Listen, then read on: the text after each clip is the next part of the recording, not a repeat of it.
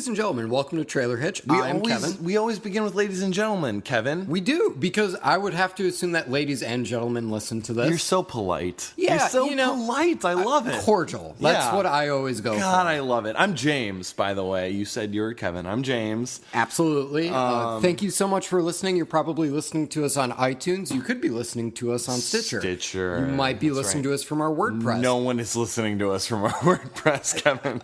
Maybe there's one. There might be one holdout out there somewhere. Yeah. Anyway, there are plenty of ways to listen to us, but there are also many ways to reach us. James, you want to go through the spiel? Well, I would, but I have a hard time remembering what our email is. I think you're really better at remembering that. You know what? This is your pop quiz. Let's see how you do. Let's do it. Well, we're on Facebook. That's absolutely right. And then our Gmail is trailer hitch underscore. No, okay, I'm already wrong. Ladies and gentlemen, you can find us on Facebook. You can email us at trailerhitchmailbox@gmail.com. Trailerhitchmailbox@media.com. That's not at media.com. That's not a web. Anyway, you don't have to contact us right now. You have to listen to us. Just listen. Just listen to us. And we're recording a little early this time. We are, absolutely. I got some weddings to go to. You have to go see people get married. Because every wedding I get invited to, Kevin, is a destination wedding for me. Because I live in California, and everyone I know lives in Wisconsin. So every wedding, I got to fly to Wisconsin. So that's why we are taking Thursday off, because I will not be here, and we're recording right now. All right, so we got our whiskeys. We hope that you have your whiskeys too, unless you're driving, in which case, pull over and don't do that anymore.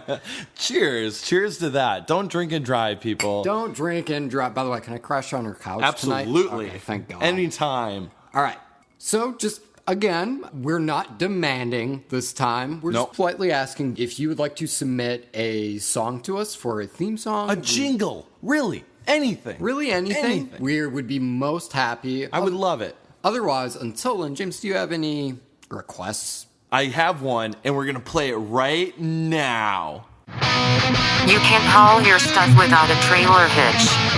Trailer hitch.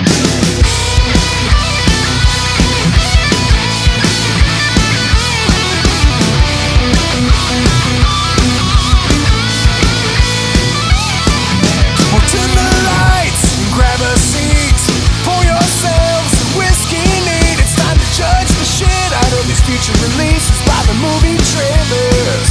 We're Trailer Hitch. This movie might totally suck, but the whiskey sure is going down fine. Yeah, we're Trailer Hitch. All right, so welcome back. So this is actually going to be really hard to segue into. Our first trailer, you're talking. Our first trailer, because the subject matter is super serious. It is. And I definitely think that the trailer takes it very serious, which you should. Because it is a serious movie. It's about the Boston bombing. We're talking, of course, about Patriots Day, yeah. That said, you know what? We'll talk. Hey, how many times you run this thing? Boston 18, 43 overall. That's impressive, boss. Right, so Patriots Day is obviously about the Boston bombing. The Boston Marathon bombings. Correct, yes. So this is directed by Peter Berg, and this stars Mark Wahlberg, which we'll talk about in a bit, but the trailer really wants you to know that Mark Wahlberg is wicked awesome. He's wicked smart, wicked awesome. Michelle Monaghan. There's no way to say J.K. Simmons. Can you do it with a Boston accent? J.K. Simmons. No, that sounded... Isn't that really hard? Terrible. You have to go out of your way to do it. No, it's just J.K. Simmons, yeah. Kevin Bacon's in it. John Goodman's in it. Kevin Bacon. John Goodman. There you go. There you go. Do you want to give us a little rundown of what's happening here? I mean, it's a pretty recent event that has happened, so it's pretty fresh in people's mind. 3 goddamn years. Yeah. It's pretty fresh in people's mind. It's the bombing that happened at the Boston Marathon in 2013. Mm-hmm. The trailer follows a police officer played by Mark Wahlberg basically being assigned to the Boston Marathon. Just as security. And he's kind of like, it's a little bit of a day off, but not really. It's like, oh, I'm going to work, but it seems like it's a little bit condescending to him because yeah, he says yeah. he looks like a crossing He looks guard. like a crossing guard, and he does though. Like he totally does. Yeah, no, and he does. looks like how Mark Wahlberg looked in The Other Guys when he was a crossing guard. So like that was really interesting, but it was also not totally degrading. He was still like respected what he was wearing. He was just kind of poked fun at it a little bit, and his wife was like, no, you're doing something that matters type of shit. So he gets there and he seems to be talking to like his police chief or someone who's actually going to be running the marathon. Yeah. So he got 18th in the marathon. exactly. Overall, So which was wicked awesome. He's fucking wicked awesome, you know. He's and wicked fast. And he's got personal connections to people in this race. Yes. So that's established. It's established he's a family man, at least with a wife, you know. Yes. It's established that he is not an asshole. Yeah. He's a pretty decent guy, you know. Yeah. He's a police officer. He's helping out with the marathon because he knows people involved, and he just wants to help volunteer. Yes. And then shit goes awry. I think either that might be an Shit either or. hits the fan. Yes. Is what I'm trying to say when the bomb goes off. And it was a single person. There were actually two. There were two. Yeah, it was brothers. Oh, there were two brothers. That's Yeah. right. Yeah, And the first guy got shot. I was going to say there's only one that has been on trial. Yeah, and blah, then- blah, blah. Okay. So there were two perpetrators, Kevin. They were so poopy. There was so many freaking wicked perpetrators. Yes. No, there's two perpetrators. It was a terrorist attack. It was a terrorist attack that was planned, like totally thought out and planned. That's basically the plot. Yeah, and I will say, just start off on a positive note, I thought that the explosion was handled incredibly tastefully. Oh, it was not. Let's jump right to that because Yeah. that is the best part of the trailer. Yeah, I thought that was very tastefully done. It's not. You don't even see like fire. There's No. There's no gore. It's at some point there's just, and it's really low in the mix. Just this rumble. You see Mark Wahlberg recoil, and then cut to black. You get a shot of the runners, and I really liked it. The camera dips down. Yeah. And from then on, it's just these people reeling from the attack. Yeah. There's a really great shot where J.K. Simmons goes up the stairs Yep. to give his wife a hug. And that's really where the trailer goes. It's just the bombing happens, and it's these people kind of coming together and trying to come to terms with what has happened. Yeah, totally. And I would say that this movie, first of all, definitely feels like a massive love letter to Boston. Oh my God, there's Boston Red Sox like hats and gets a shit close-up like shot. all over the place. Yeah. and which is totally acceptable. Yeah. I think.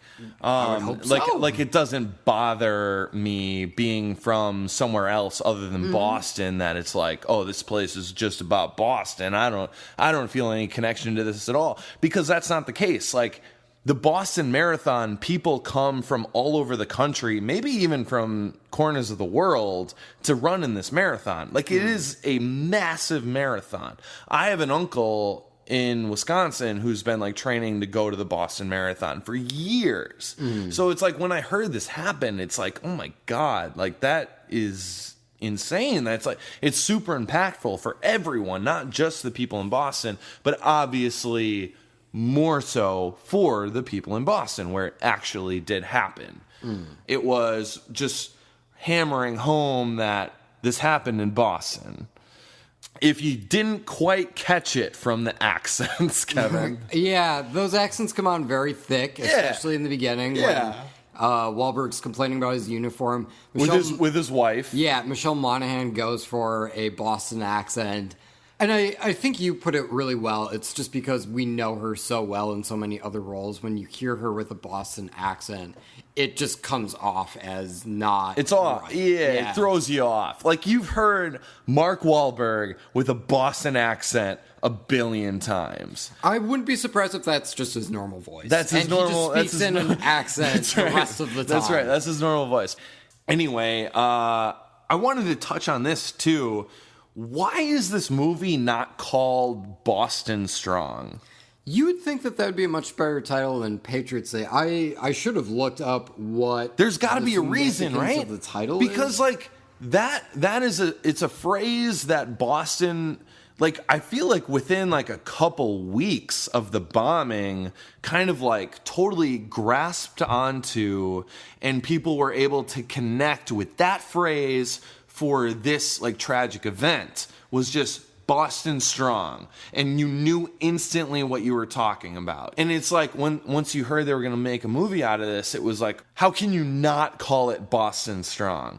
Is there some sort of like legal thing with it? Like they're not allowed to use that phrase, Maybe. or what? And here's the weird thing. I just Googled Patriots Day. I did get, well, first of all, it was a lot of stuff about the movie. And then finally I came to a Wikipedia page. And the United States Patriot Day, observed as the National Day of Service and Remembrance, occurs on September 11th on each year in memory of the people killed in the 2001 September 11th attacks. So if they picked that as a name, it's kind of a strange... So remembrance... This took place in April. Yeah, this took place in April. Yeah. 2013. So a good 12 years after. Not only... I don't understand where the title comes Not into only... play. Not only is that not accurate date-wise, but it's also a marketing misstep, because Boston Strong people recognize as relating I immediately to... know what you're talking about. Absolutely. Yeah. It's like, why do you not call it Boston Strong? I don't get it. It was a pretty impactful trailer. You know, it opened up with a lot of like shaky cam type B-roll type stuff. And like you said, those the sound effects, and not actually showing the explosion, it was real understated. And it kind of gives you a sense that Mark Wahlberg, the helplessness he feels, maybe, because he is so far away from the actual explosion when it happens. Yeah. So that's kind of interesting too, I think. Yeah, definitely. So for me right now, I think what's kind of pulling me out a little bit is, so we get set up, and I would agree the setup is really well told. Yeah. The scene with the wife is kind of like a stock, it was just a normal day sort of scene. But, I did really love the fact that he had some connection with the people who were actually running the marathon. Absolutely, yeah. That definitely it makes it a very personal story. Yeah. Which... Yeah. It needs to be. It needs to be a personal story. It absolutely needs to be, because I think with any of those terrorist attacks, you see numbers of these are the amount of people that were injured, and I think we typically forget that those are all people who have families and friends. Yeah. And I think it's great that we get a hint of that, of some humanization. That's great. Mm-hmm. Bomb goes off. And then from then on, for the next, and I would say it's a good 45 seconds, it's a solid amount of the trailer, it's basically just the shock in them reeling from the events. Mm-hmm. And I'm not sure where it's going to go from there. So they're trying to come together, which is, that's great. I mean, I don't know what... I feel like, especially with that J.K. Simmons scene, it looks like this movie is going to establish a bunch of players. Yeah. Mark Wahlberg being one of them, J.K. Simmons being John one of Goodman, them, John Kevin Bacon. Goodman, Kevin Bacon being one of them. The event happens, the catalyst happens, and then the majority of the movie is how these individual characters play out the rest of their day. Mm. It sounds bad, but it is pretty basic for what this trailer is selling this movie is about. I guess I'm just kind of curious what we're going to take away from, the proceedings after the bombing happens. Absolutely. And I'm just sort of curious as to where it's going to go with that. Everyone comes together and, is reeling from the attack. Yeah. Because right now, that's great and that's very human, but I'm just wondering where more story comes into it. Absolutely, yeah. I think it's a little lacking. At least this first trailer is a little lacking in substance. Mm-hmm. What am I going to get out of this movie other than just seeing Mark Wahlberg deal with this event? I mean, the event isn't really drawing much from people because it's so recent, everyone still remembers it. Yeah. It's not like when James Cameron made the Titanic, it's like, oh my God. There's not like a that was 94 so long ago. There's not like a 100-year-old in the theater that's like, God, too soon. Yeah. You know? Yeah. It's Time like, had passed. Yeah, so it's like, it's super recent. I just feel like the substance is kind of lacking there. Yeah, for sure. And that was something else too, is I agree. I do wonder if it's too soon for the movie. Not in the sense of, God, it burns. Like, Oh, I don't no. need to talk. I don't want to talk gotcha. about this yet. Yeah. But just in the sense of, like, I don't know if we have enough objective distance from it to really say something. That's a about good it. point. Because Yeah. the two brothers, one of them died in the shootout. The other one was captured and convicted, and they sentenced him to death. And he hasn't been put to death yet. He's still on death row. That's still happening. Yeah, It's like, it's super recent. Yeah, and I kind of wish that we would have had a little bit more time to kind of reflect on it and then look back and say, okay, now what does this mean to us? Yeah. I'm not completely dissuaded from seeing it. Yeah. Because I started the trailer not knowing what it was about. Then as soon as I see Boston, and the second the date came up, I was like, oh, then it's like Peter Berg's name comes up, and it's like, the fucking battleship guy? Like, is that the dude you want to pick to fucking helm this? This only happened 3 years ago, guys. And then I'm watching the trailer, and then I see how he handled the bombing, and I went, okay, no, that was actually pretty tasteful. Bomb, yes, yeah. Okay, like, I can sort of trust that. Really selling the fact that Mark Wahlberg is in the movie. I don't know why his fucking name needs to be in the title card, but okay. Because the movie's called Mark Wahlberg Patriots Day. That's Yes. what it's called. Which, again, I have to bring up. I have no idea why the fuck it's called Patriots Day right now. But It should be Boston Strong. absolutely. It should, yeah. So, yeah, I mean, I will give the trailer credit because if you had just said on paper, the guy who directed Battleship is going to be directing a movie about the Boston Marathon bombing, I'd be like, get me the fuck out of that theater as soon as you possibly can. And then I saw the trailer and I went, oh, okay, well, maybe this is tasteful, but like, I just need a bit more Sure. right now. You know, Like, what totally. else I'm in is the same boat exactly. Yes. It's just I'm not entirely sure what I should get out of this movie other than the Boston Marathon or the bombing was a bad thing. Yeah, I don't want to see a movie just because people are all like, patriotism. It was bad. You should be a patriot and see this movie. It's like, well, no, I go see movies to be entertained and to be challenged. Yeah. And like, it's not enough for a movie to just be about patriotism for me to go see it. That's not the kind of movie I enjoy. Like, and it's fine if that's the kind of movie you enjoy. It's just that's not for me. So for me, I need more out of this. It was lacking a lot of substance, I think, for me. Especially for me, like the overt patriotism of it really. I'm like sort of concerned because I know it's extra textual and I apologize, but I did see that those two brothers, at least one of them for sure, is being portrayed in the movie. And I'm really fucking scared that they're going to just portray him as like, he's a fucking terrorist, and he's evil, and because like, I think that is part of the story as to who these two guys are. And again, because it's so fresh, I remember all of this, the fact that, their fellow classmates were shocked that they had done it because, like, they were nothing but incredibly nice people. They had no idea they held those views. These people shouldn't be, like, pictured as, like, mustache twirling villains. Yeah, like there's got to be more. Like, the fact that their mother maintained their innocence, like, still maintains their innocence to this day. Like, there's certainly things about it, about both sides of that story that are really fascinating and can be dived into. Totally. And what that means, I don't completely know the answer yet because this only happened 3 fucking years ago. It's so recent. And, I think that, we have healed from the Boston Marathon bombings. Yeah. But at the same time... Well, we're Boston strong. Yeah. It's like, we don't put the Boston Marathon on hold because we're not going to let like terrorism win, Exactly. Like instantly we're able to move on from this because we are strong. We're Boston Strong, which is why that fucking movie should be named Boston Strong. That's all I'm saying. Absolutely. I'm going to give this a need to see more. I'm going to give it a definite need to see more as well.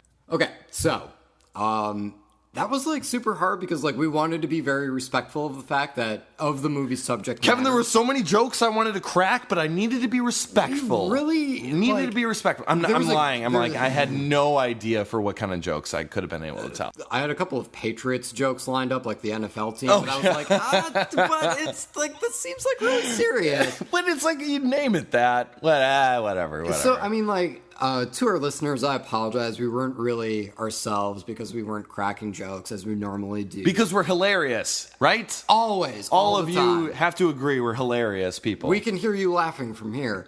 So, we had kind of put up some walls, guys, and I apologize. There's been some space between us. And so, to make it up to you, we're going to talk about a trailer for a movie called The Space Between Us. I see what you did there.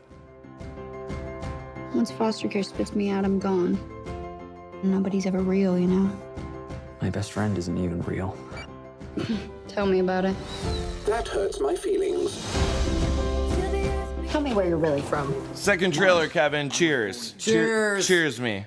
All right. All right, we made it. We can joke about the content of the movie we're talking about now. God damn, do we have the material for it. All right, Kevin. Tell me, what is The Space Between Us about? Based on the trailer, Yes. Based on the trailer alone, what do you think? Oh, sorry. I jumped the gun. It's okay. Do you want to give us a little bit about who directed behind blah, blah, it? blah? Yeah, for sure. This is directed by a gentleman by the name of Peter Chelsom, written by Alan Loeb. The reason I mention that, he's the gentleman who wrote Wall Street 2, Money Never Sleeps. So he came up with one of the best titles of the last 25 years. But this stars Asa. I think it's Asa. Mufasa Butterfield. Carla Gugino. Gary Oldman. Gary Oldman is in it, yeah. All right, so here's what's going on. Kevin, Yeah. tell us what this movie's about based on this trailer. Go. Okay, dope. So this appears to be set in the future. A woman, or I would say like teenage girl, is working on a laptop, and she's got like what's more or less a digital pen pal, right? Like someone who she Skypes with. Absolutely. She's talking to this person, and it was like, all right, like, gotta go study. I'll see you later. And he's like, all right, see you later. And then we cut to the kid, and he is on Mars, literally. He says flat out to this girl, I live on Mars. And she's like, yeah, I feel like I'm on a different planet sometimes too. Ugh. Anyway, then the kid is like, well, I want to go and meet her.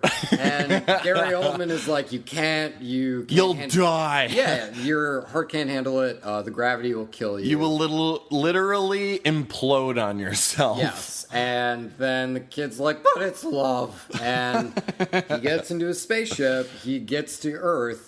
Is immediately not crushed, so I don't know why we're spending a good chunk of the movie. Gary Oldman clearly doesn't know what the fuck he's talking about. He's got to calm down. He is obviously a terrible scientist. Anyway, he steps into the classroom, and this girl recognizes him immediately. He's really socially awkward for some reason, even though he's like interacting with Gary Oldman and like other people. I know they say his human contact is limited, but it's not like he has zero human contact. Anyway, he goes to one of those like showers that science classrooms have in case of emergency, in case you spill, battery acid on yourself or some bullshit. Turns that in on himself. Oh, what? Like, now his clothes are all wet, and everyone laughs at him. But the girl is like, I find that charming for some reason. Anyway, she's like, so you're from a different planet, eh? And he's like, yeah, my mom was an astronaut, and she's fucking dead, and I want to find my dad. And Who's on this planet? Apparently. Yeah. And then it's them going around and trying to find his dad. Yeah. And I'm sure you can tell by my tone I was not having a goddamn iota of this. You had sent me the trailer yesterday. Yeah, I did. I started it. I got to the line, I have to find my dad. And then I shut it off because That's all I needed to see to know that this was not for me in any way, shape, or form. Fantastic. I will say, just to be positive, Yep. I will say, as he's walking onto the campus, he's so excited for human interaction that he's like trying to go up and shake hands with random kids. They're and just like, get away from me. Yeah, and I did think that was really good. And I thought that played really well. Well, his acting in there is really great, too. Yeah, he's absolutely. just kind of like, okay. Yeah, because Okay. he's so excited, he's just going to listen to everyone. I thought that was completely motivated by the character, and I thought that was really funny. It was fun. It was fun. Yeah. And, I guess that's why it sticks out to me, because nothing else really lands. Because this woman or girl not believing that this kid is from Mars, in of itself, you can get jokes out of that, for sure. Yeah. And they don't go for them, and it's sort Well, of... not in the trailer, anyway. Not in the trailer, for sure, but, it comes up multiple times in the trailer, like, oh, so you're from Mars? And he's like, yeah, Well, I want to find my dad. In the trailer, we even see her figuring out, oh my god, he wasn't lying. He is actually from Mars. Blah, blah, blah, blah, blah.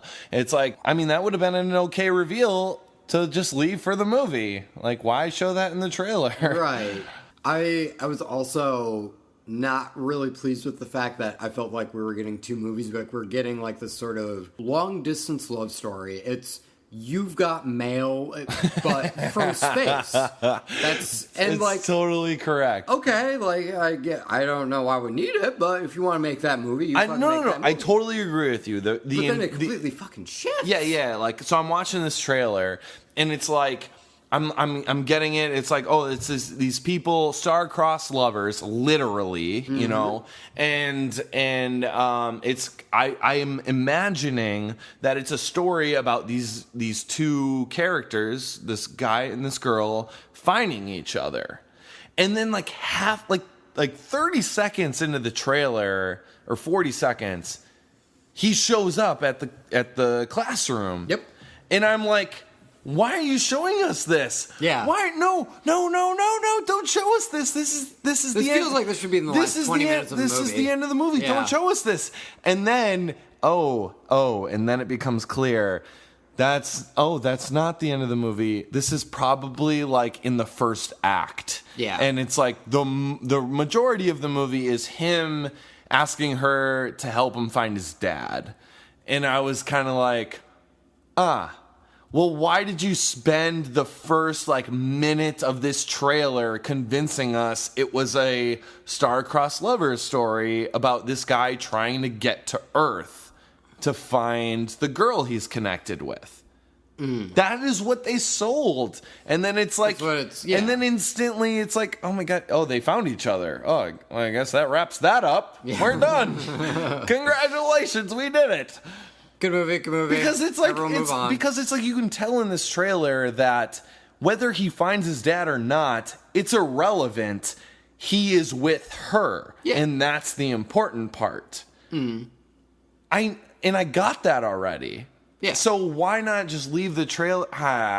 You know what? I don't know. Never mind. I don't know. It was definitely disjointed, as you were saying. Yeah, absolutely. Yeah. And again, I definitely feel like there could have been a lot of comedy in there that we definitely aren't getting from the trailer itself. Sure. And I feel like it's kind of just playing in the middle. It doesn't appear as if this is based on a novel or a young Nah, I don't property. think so. No. Yeah, really, I mean, all I'm getting at is they're definitely trying to mine for that young adult sort of story, and I'm not really crazy about those entirely. And had it just stuck to one, a kid from Mars comes and he wants to find his dad, or it's star-crossed lovers and a kid trying to find his pen pal from a different planet. For sure, that's super interesting. That's the more interesting part. Mm-hmm. Yeah, I would say anyway. I would agree that between the two, that one's a bit more interesting to me. Yeah. But yeah, I mean, ultimately, if I had seen a trailer that was just one or the other, I probably would have went, this ain't for me, but that's okay. Sure. When it tried to combine both of them together, that's when I was like, no, I don't think this is okay. This seems like kind of a mess right now. Sure. And I am very much in the never need to see it Never category. need to see it from Kevin, for sure. Yeah. Oh, do you want me to go? Yeah, I was going to add more, but it would basically just amount to more never need to see it. Okay, I'm going to say fuck you. I'm not going to say fuck you. That's mean. Like, please don't. we get along just fine, Kevin, don't we? Just don't increase the space between us right now, James. I liked this trailer. I thought it was kind of fun, and I kind of looked at it as more of like a family film. Maybe not in the sense of like, you know, kids are gonna love it, because they're not. Like, it would seem super boring for like kids under a certain age.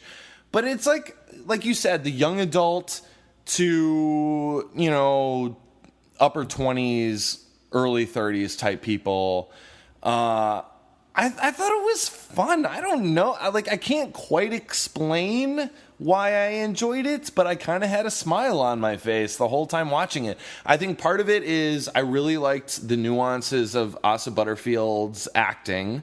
Like you said, him like walking into the school, trying to meet people. That was really great. And like him trying to figure out what the fuck this horse is that's coming towards him. I thought that was really great too. And I think that I don't know, I think that could be a lot of fun, and just this fish out of water story between him and his outworldly pen pal on this adventure. I think that's charming, and I think I would like that.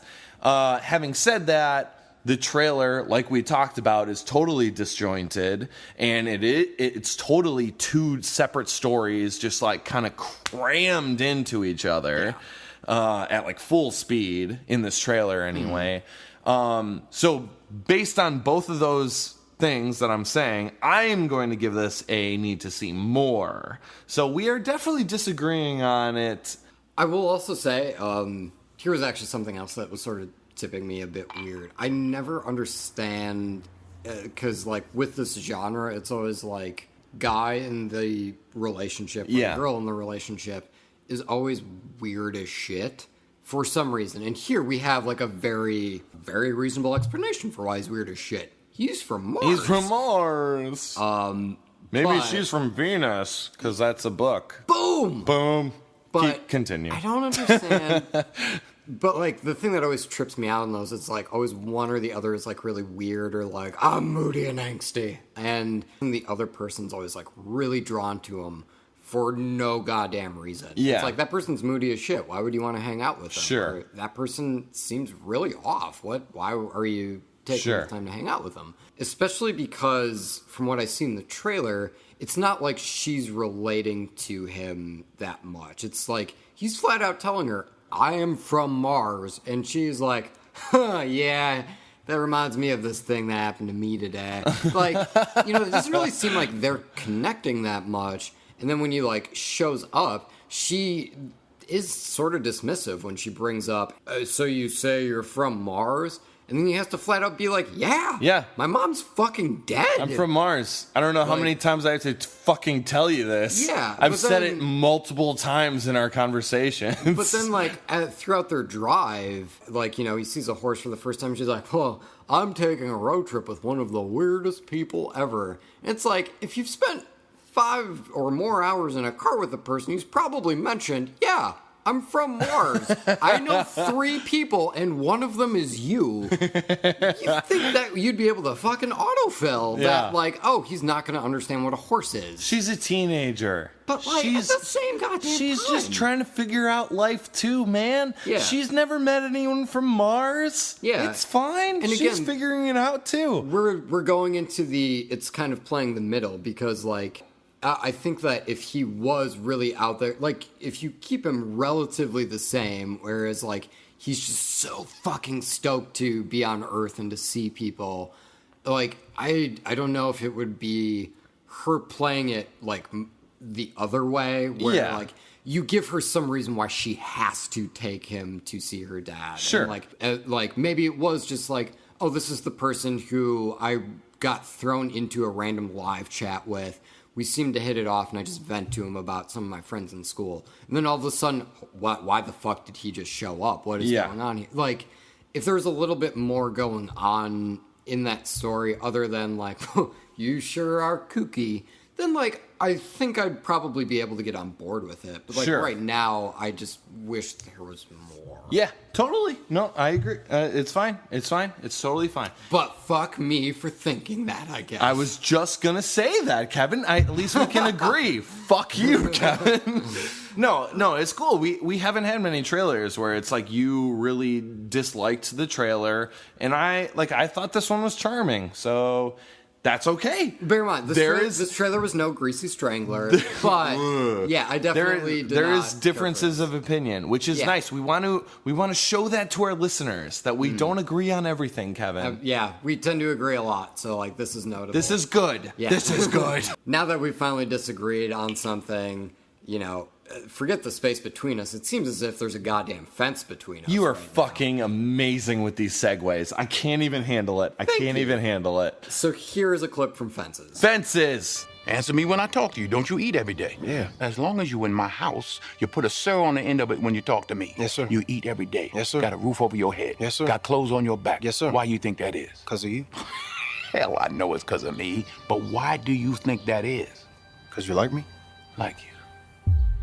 It's been a really long time since I've read the play Fences. You've read it? Yeah, I did. I read it maybe like 7-8 years ago. Oh my god, I didn't even know it was a play until like a year ago. Yeah, the playwright actually adapted screenplay. Oh, incredible. Yeah, August Excellent. Wilson wrote both the play and the screenplay. Okay, good. So it's been a really long time since I've read it. That said, I was really surprised at how they took a really different approach to it, because I definitely don't remember in the play that there was any violence whatsoever. But you can see in the trailer that Denzel Washington is fucking killing it. Oh, shit, I see what you did there. Not just as an actor, but he's also directing this as well. What? Whoa, wait, what? Yeah, shit, you're not my man. Denzel Washington is directing the Fences adaptation, which was written by Holy August Wilson. shit, good for him. Yeah, no kidding, right? On top of that... He's fucking killing it. Yeah, and it actually looks like this is not his directorial debut. Oh, I completely forgot. Antoine Fisher was him. He apparently directed an episode of Grey's Anatomy. What the fuck? All right, whatever. But like he does have a couple of movies and episodes of really bad TV shows under his belt. And so now he is swinging for the fences. Ayo. Ayo. Literally. Absolutely. Literally. Because it's called Fences. Right. And there's baseball swinging moments in it. So there you go. You kind of crushed it. So yeah, just out the gate, I'm gonna say this looks lit. Okay, James. It looks great. Yeah. I'd like to open it up with. The whole trailer kind of centers around Denzel's speech to his son, which is a super famous speech. Maybe not super famous, but like you said, you were super familiar with this play. I had just heard about this play like a year ago. Sure. When I saw like this video on YouTube or Facebook or something of a comparison of Denzel Washington playing the dad role in the play Fences on stage compared to James Earl Jones, I believe, playing the dad role of Fences on stage. Yeah, that's correct. And I saw this like a year ago, and it was like, oh my god, this is really interesting. It's like these two super separate takes on the same role. You don't really get to see that side by side very often. So that was really interesting. And then I kind of like forgot about it for a long time. And then I saw this trailer and I saw the word fences and I still didn't recognize it. But the first time the son speaks is like, Dad, why don't you like me? Yeah. Then I was like, oh my God, this is that play comparison that I saw like a year ago. And I was like instantly intrigued. And like most of this trailer is like totally about Denzel's speech to his son, right? Yeah. And this, I think the speech is fantastic. Like, and it's all, most of it is voiceover, but it like teeters on the edge of both sounding like he's giving a life lesson to his son and to the audience, which is accurate, I think, and super impactful. And on the other side of the edge, he's secretly like, in this trailer at least, it feels like he's despising his son for keeping him in like this 18-year rut. Yeah. And is accidentally letting all these aggressions like show through after his son just asks him why he doesn't like him. Yeah. And it's like, that was amazingly fascinating. Yeah. It's like you're seeing him trying to be a father to this kid in this speech, but at the same time, There's so much contempt. it's like, I kind of hate you, which is kind of a thing that I feel like every parent at some point probably feels towards their kids. It's like, I would be doing something completely different if it wasn't for you. And I'm sure that's a thing that goes through the mind of every parent at some point. And like when I'm a parent, I'm sure it'll go through my mind at some point too. And you move. I go through it every day. I go through it every day. Yes. But like, and I'm sure it's things you move past for sure. And then eventually you're just like, this was an amazing part of my life is being a parent. But there's gotta be times where it's just like, what the fuck am I doing with my life? And like, I got those nuances from Denzel during the speech, and that was incredible. Yeah. And I loved that. I loved that. Okay, so having said that, I want to segue to, it was sort of an uneven trailer for me. Really? The beginning half was incredible. It goes on about like Denzel and his son and this super intense relationship, and it builds and builds, and this awesome imagery, and the sound design was awesome too. That really minimal score. Oh my god, that sound design was just like him building a fence, maybe? I don't know. It's called Fences. So I assumed Denzel was building a fence. That's what I assumed. Anyway, the sound design worked super well with the imagery. And then the trailer kind of took a left-hand turn for me eventually when it focuses on Viola Davis's moment, which is great.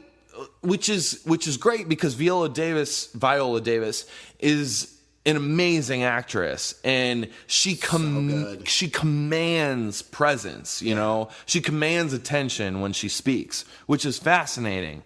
But this entire trailer builds towards Denzel and his son, the father-son relationship, with this speech and everything. And then it kind of like builds and builds and builds, and then it like kind of hands off the build to the husband-wife relationship. And then all of a sudden the trailer becomes, oh, I've been stuck in this rut. And then the mother's like, oh, I've been stuck in it too, and you're not even noticing because you're too selfish. Which is super interesting in the context of the movie. But this trailer has been building towards father-son relationships the entire trailer. That entire speech is father-son relationship.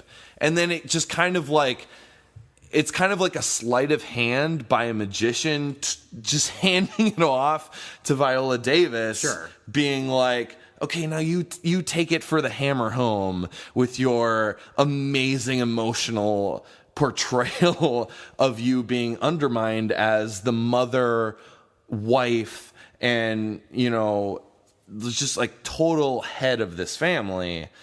I think in the movie it's going to be amazing, but in this trailer it just felt like, oh my god, this father-son relationship. Oh, okay, we're looking at the husband-wife relationship now. So I'll just say that's a really fucking good point.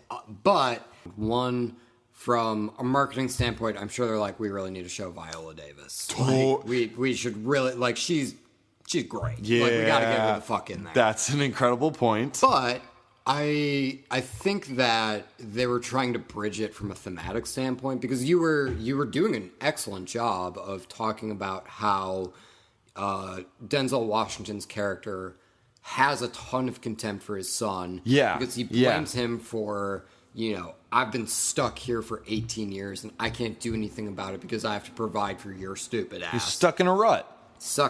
Totally. And I think Viola Davis's outburst where she says, I've fucking been here too, where he realizes, yeah, that's true.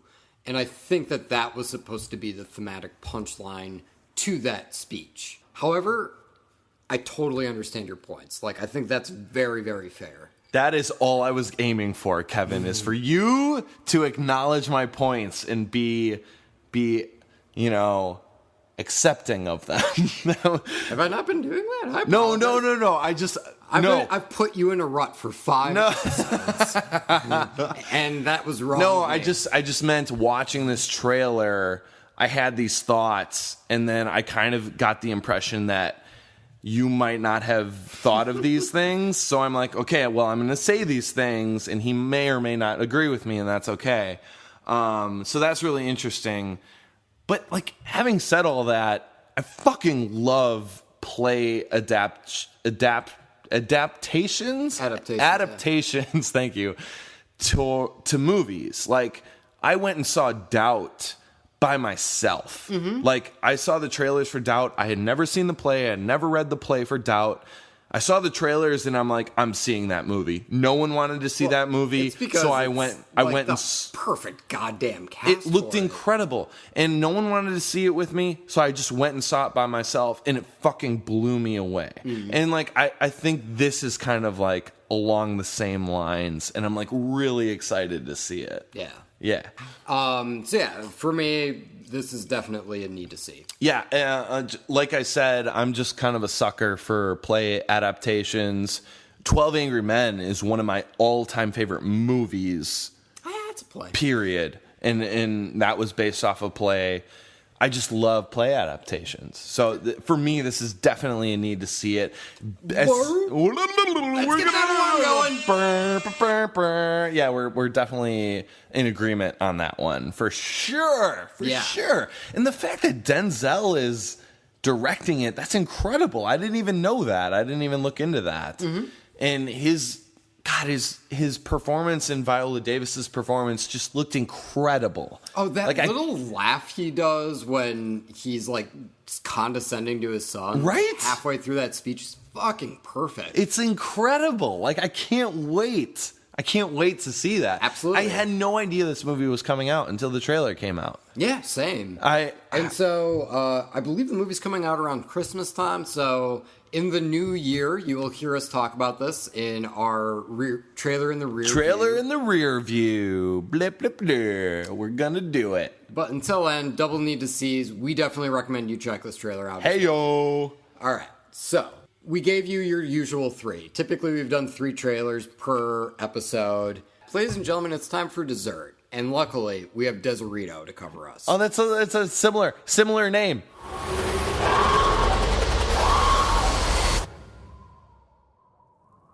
Welcome to the land of the free.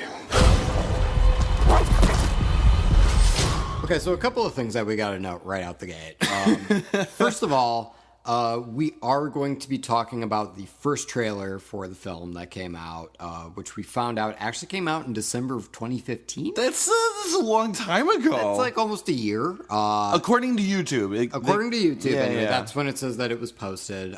There has been a more recent trailer that has come out, which we did just watch, but we wanted to talk about the first one because that's what we saw. We definitely think between the two, it is the stronger trailer. Absolutely. So I mean, I just saw the movie Magnificent Seven this weekend, which just came out, and that first trailer was the one attached to it at the beginning. Oh, interesting. So that's the first time I saw it. That is the one that was brought to my attention, and I emailed it to you that we should talk about it. I agreed. So we'll talk about that trailer because it's a better trailer. I do also want to note, I did pronounce the name wrong. It is Desierto and not Desierto. But so Desierto works so well for your dinner analogy. And so I'll come out and say it. We're PC as fuck, but it only took 5 episodes and one foreign title for me to just completely shit the bed. And Desierto. Desierto. So this is co-written and directed by, well, I'm probably going to butcher his first name because it's got a little accent symbol. I'm just going to go American with it. Jonas Cuarón. He co-wrote Gravity with his father, Alfonso Cuarón. Sure. Alfonso Cuarón obviously made Gravity, Y Tu Mama Tambien, the third Harry Potter movie. Did he do... Oh, yeah, Prisoner of Azkaban. That's what I was going to say. And Children of Men.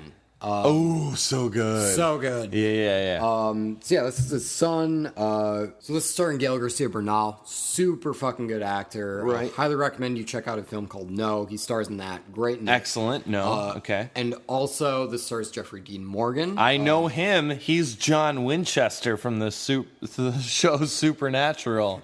Absolutely. He also... I love Supernatural, Kevin. It's on the record now. I don't know if it's you know on the that. record. We all know that. I love it. But I eat that shit up. Most recently, he's been doing a stint on The Walking Dead this past season. Oh, super recent. Yeah, absolutely. Yeah. I think, his character is still alive, which is saying something because they killed people off left and right. I think he killed someone off. Yeah, absolutely. Very recently. Mm-hmm. Okay. But he plays the villain. And so, James, tell me what's going on here. Okay, so the movie is about... So we open up with this trailer with some border jumpers from Mexico, people trying to get into America for various reasons. The one that we get a voiceover for is a father trying to get back to his son, who is in America. There's a little nice moment of him talking about the teddy bear that his son wants back, and it's a teddy bear that like makes music and stuff like that, and he wants to get it back to his son. But mostly it's just these Mexicans who want to escape the terrible life they have in Mexico and get to America. And then they seem very anxious on the ride over, but ultimately, like, you can tell that they're ready to leave. Yeah, they're ready to go. And the basic movie is, I would call it a horror thriller. Yeah. About Jeffrey Dean Morgan is a character who decides to take it upon himself to stop these illegal border jumpers by murdering them in cold blood. Yeah, and it's revealed so with well horrific personality traits and just nuance. I keep saying nuance throughout this whole episode, Kevin, and I'm going to say it again. It's pronounced array. Array, thank you so much. But I think the reveal for Jeffrey Dean Morgan is fucking great in this. Oh, man. Because, they don't show his face for a while. It's just his truck, and then his boots, and then his hand putting his truck in park, and then him putting his cowboy hat down on the seat, and then he grabbing his rifle. And then him fucking murdering a shit ton of people, and then him just saying the line, "Welcome to America, America the beautiful, America the free." What line is? Oh, you butchered that entirely, man. Okay, I'll say it for you. I'll save you, Kevin. Welcome to the land of the free. No, you didn't. Why couldn't you say that the first time? I didn't remember. Because honestly, I don't remember any of that shit with the truck beforehand. I remember Bernal is walking with a group of other Mexicans.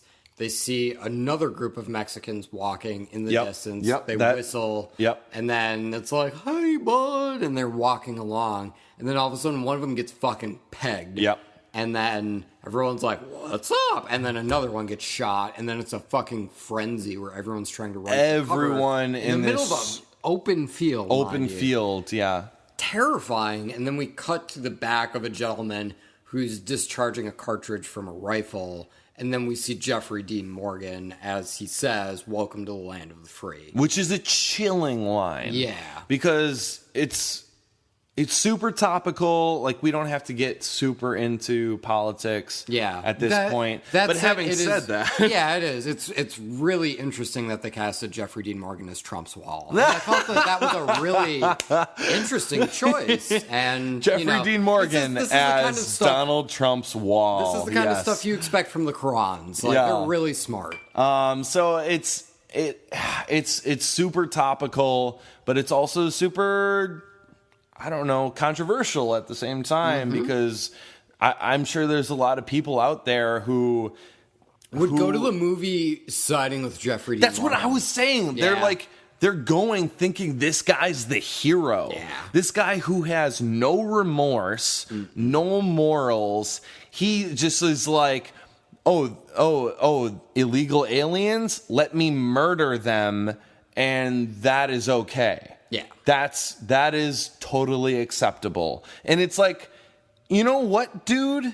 That says something about your personality. Like, fine, maybe these people aren't supposed to be maybe in between the murdering, you can do some soul searching. Yeah, you do some soul searching, dude. Maybe you can get a fucking pen pal from Mars. Just get and learn a little bit about yourself. Just find some space between you and these people coming across the border. I'm just saying, like... Well, whatever you do, don't build a fence. Yeah. It's just like... Patriot Day. I didn't know how to work it in. That was perfect. All right. That was perfect. All right. It does. It looks like the stakes get raised throughout the entirety of the trailer. We established the threat of Jeffrey Dean Morgan fairly early throughout it. Yep, and totally. then all hell breaks loose. It's a lot of running. We get that dog running through the fucking cactus patch. And that's terrifying. That's horrifying. Yeah. We get the dog. There's that scene where he's holding the teddy bear for his son and it starts going off. Like the music starts going off and he's trying to like fucking muffle it so no one hears him because Jeffrey Dean Morgan and his dogs are like right around the corner and they're trying to like track him down and he's just trying to fucking muffle this fucking teddy bear. Just shut the fuck up, teddy bear. Oh, dude, but my favorite moment in this thing is right toward the end of the trailer.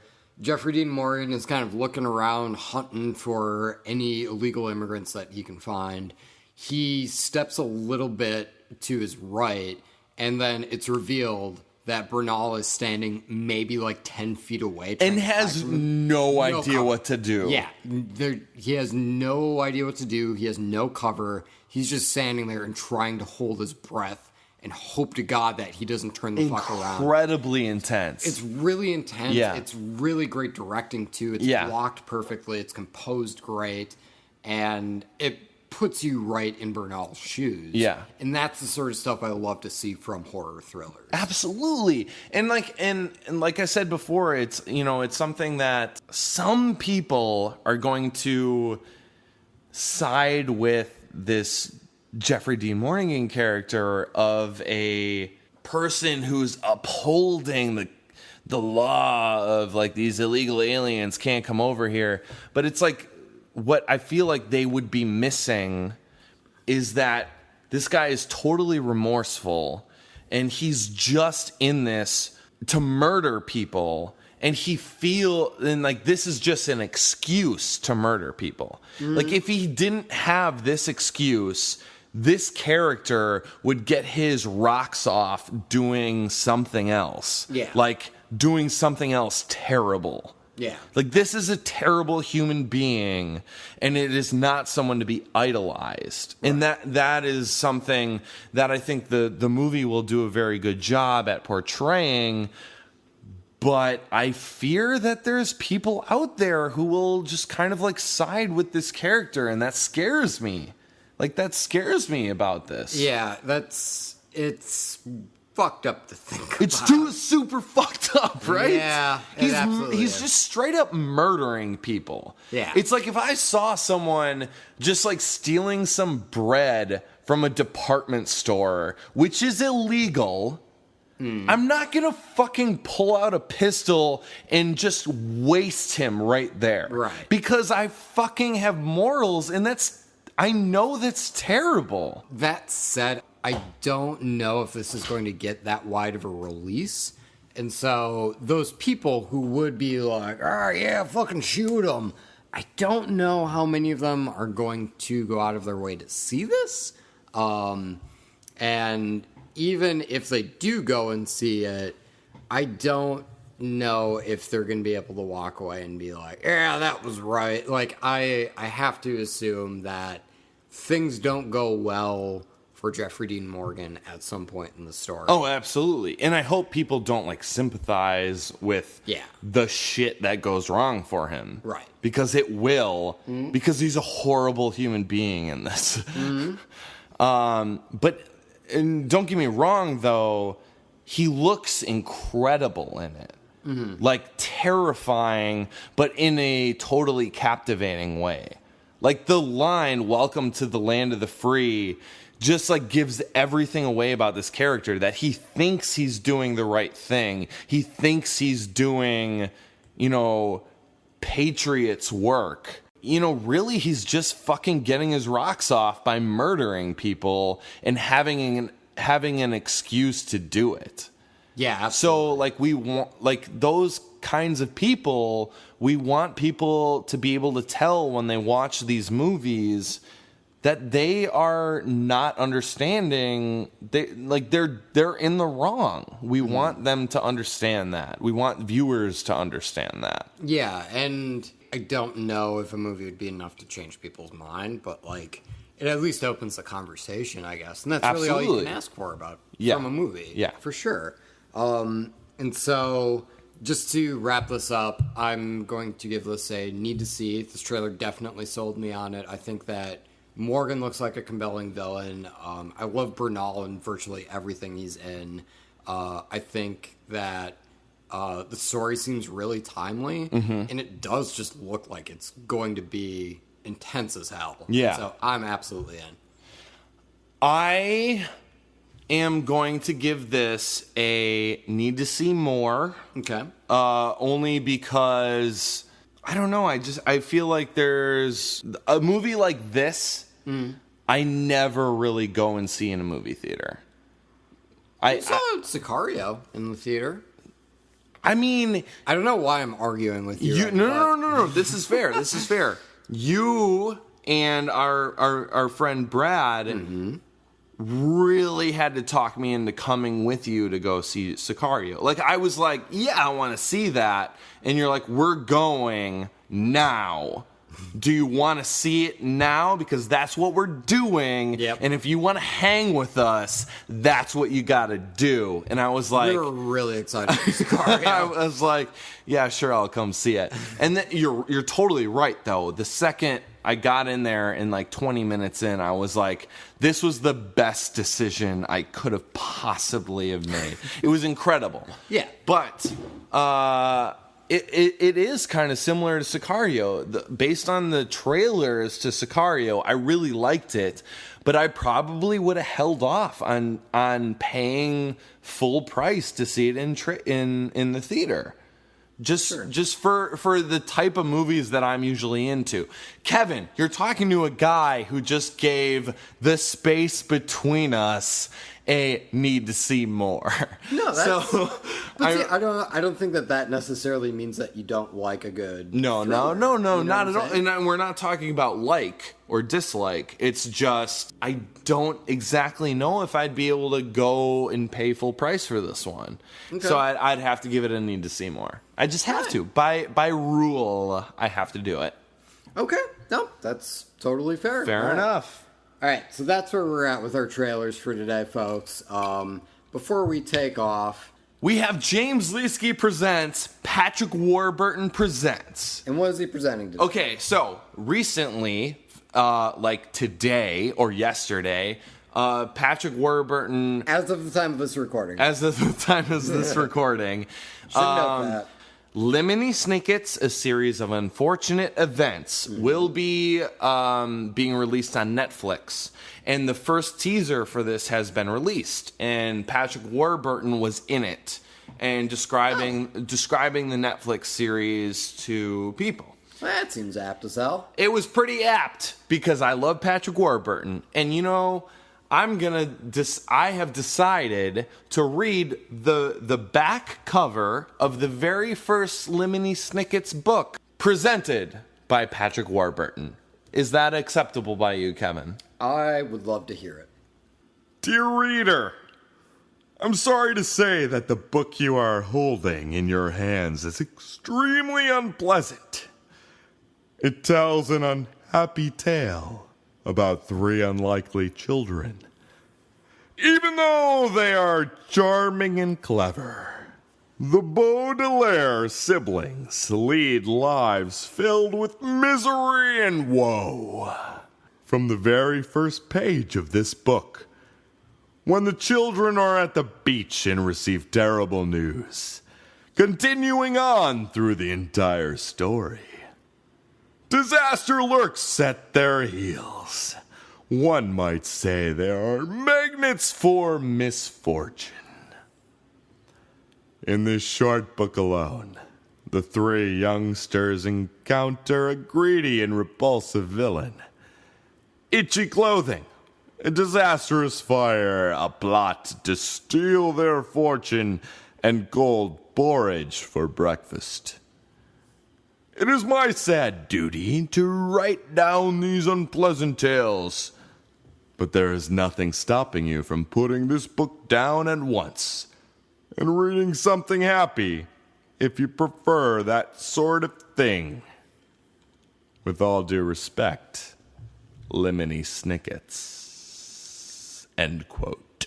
Okay, first of all, that was really good. Second of all, I don't know if I want to read that book. You know, like the book is trying to really sell it to me that this is not something I want to do. That is the point, Kevin. Yeah. The whole, I mean, that's the gimmick, is like the Lemony Snicket person who is writing these books is trying to warn the reader, don't read this book. It's terrifying. It's horrible. It's unfortunate. You won't like it. Read something happy instead. But you can't look away. It's like a car crash. Yeah. It's like kind of that kind of thing. I kind of like Excuse to me. see Lemony Snicket's other business ventures where he was like a popcorn salesman. Or something. Whatever you do, don't eat my popcorn. It's it'll rot your teeth. It's gonna give you gut rot, but if you want, you can have it. I want your fucking popcorn, man. I should probably write a book.